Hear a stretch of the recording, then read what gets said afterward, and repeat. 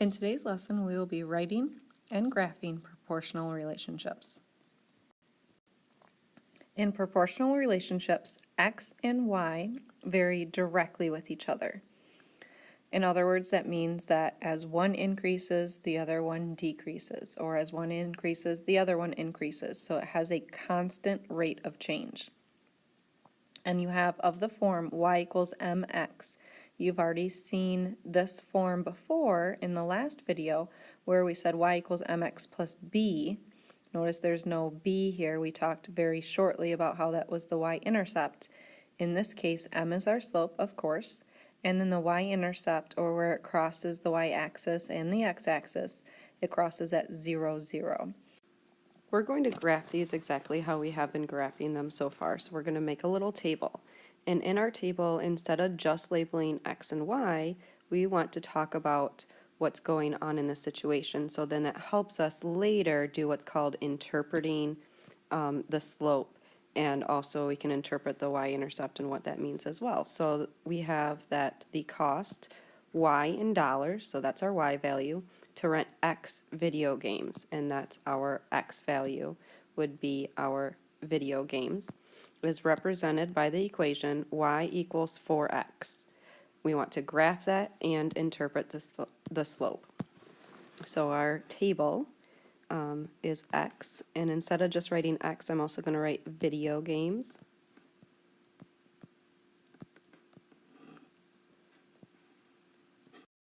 That is our input or our independent variable, and then y is our cost in dollars. That is our output or our dependent variable.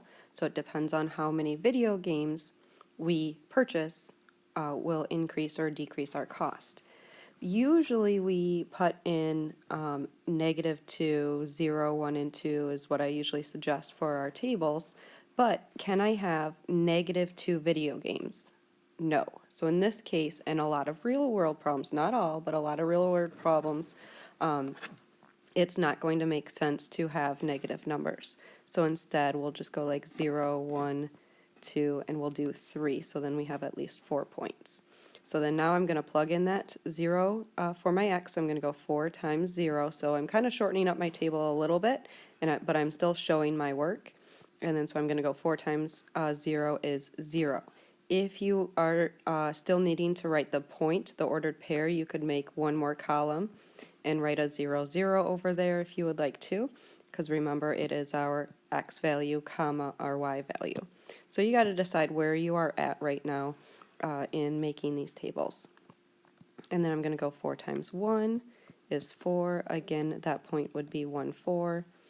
And then 4 times 2, which would be 8. And hopefully we see a pattern going on here.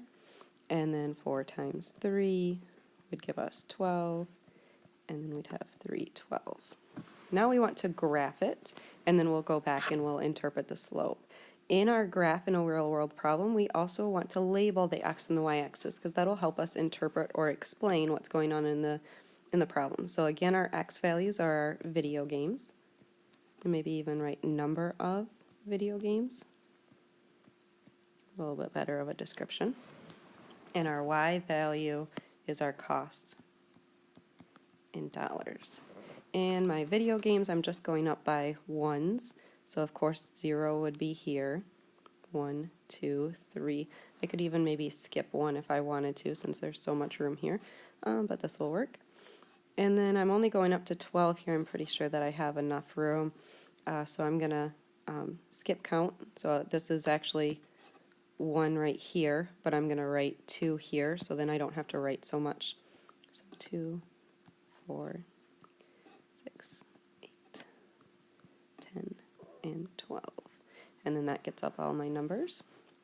And then I can plot my points, so 0, 0, and 1, 4, and 2, 8, and 3, 12. And we should see that nice linear equation. Make your straight line. And of course draw an arrow at the end because we're not limited to just 3 video games. We could buy much more video games than that. Let's go back now and let's interpret the slope Interpret is just a fancy way of saying explain what's going on in the situation. So in this case, what does that slope actually mean? Remember, our slope is rise over run. So m equals rise, or the change in the y, over run, which is the change in the x. And in this case, let's put some numbers and explanation here. Our rise, or our change in our y value, is going up 4 and over 1. So for what? $4 per, remember our fraction line, think about miles per hour and that kind of thing, would be a per. It's a ratio, it's a rate. And per what? One number of video games. That's all that is. So we'd say $4. So I can either write out the word dollars or put a number sign there, per one video game.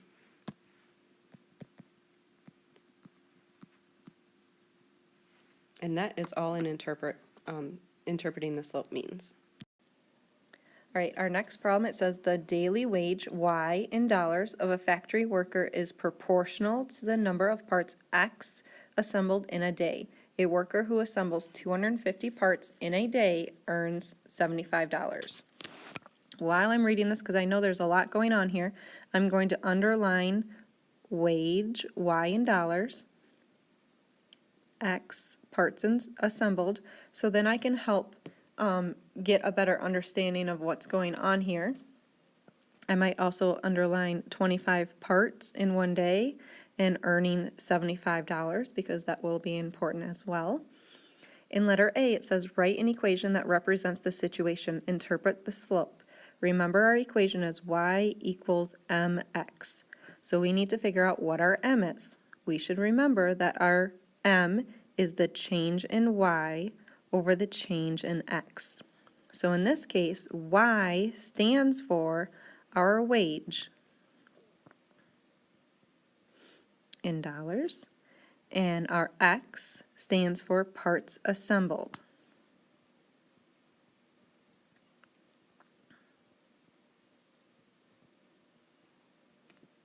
Then I just need to plug in to find out what my slope is.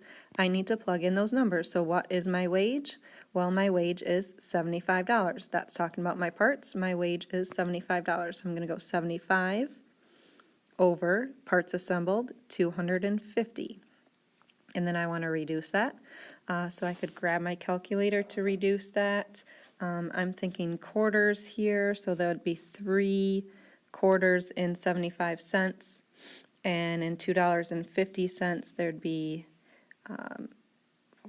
10 quarters there. So that would be my reduced slope, would be 3 over 10. So I'm going to write my equation, y equals 3/10 x. So all I'm doing is I'm taking that slope and I'm plugging it into the equation where the m is. And that's it. That's all I have to do. Moving on to part B, it says how much does a worker earn who assembles 300 parts in a day? I'm going to use the same equation that I just found, but I'm going to plug in the number 300 for the correct either x or y. So I have to go back and remember that x stands for parts assembled, so I'm going to replace the x with 300. So this is kind of like making a table for this one point. Instead of doing multiple points, I'm just doing this one point. My input is 300. What do I get for my output? Well, 10 goes into 300. Remember, I'm thinking of this as over 1. 30 times. 3 times 30 gives me $90 that I'm going to make in that day instead of $300. Looking at our next problem, it says the amount of money Serena earns at her job is shown in the graph. Determine the amount Serena earns per hour. When we hear the word per, earns per hour, money per hour, miles per hour, whatever per, that's talking about our slope.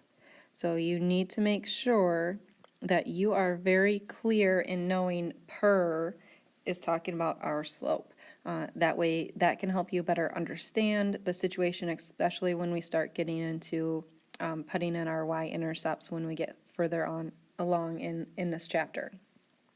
So what we're going to do is we're going to look at that graph and we're going to find our slope. So we can use any of the 2 points. We have lots of points marked here. I can even use this 0, 0, and I'm just going to look for my rise over my run.